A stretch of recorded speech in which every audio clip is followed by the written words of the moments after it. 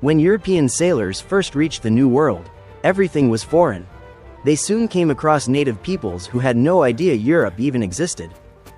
These people had no concept of how to speak to someone from across the sea. Yet, contact was made, and eventually, complex treaties were negotiated. But without any initial interpreters. It raises a question: how did they talk?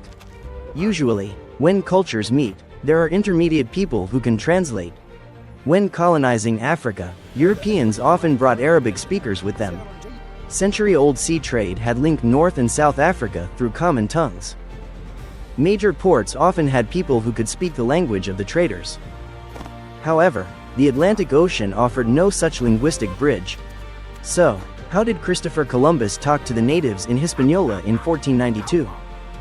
At first, they used the only universal form of communication: signs. This was mostly basic sign language, pointing to things and naming them.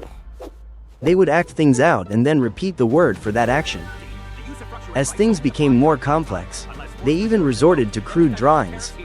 This covered the basics: food, shelter, religion, gold, and boats. But serious diplomacy required a fully fluent translator. It was too hard to ask a native if they'd like a crash course in Spanish, especially when that involved sailing back across a massive ocean. So, the explorers settled for a much darker option: kidnapping. Sadly, many of those taken by Columbus didn't survive long due to disease. Over time, the Spanish strategy evolved to keep captives in the local region. By staying local, they could learn the language without dying of new illnesses. Another unexpected source of interpreters came from shipwrecks. Survivors were often taken as slaves by native tribes and learned their speech. These former sailors eventually acted as bridge builders for native rulers. Once a few people knew two languages, the process became much simpler. It became a matter of stringing multiple translators together in a chain.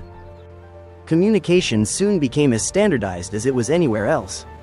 The world had finally learned how to talk to itself across the Great Sea.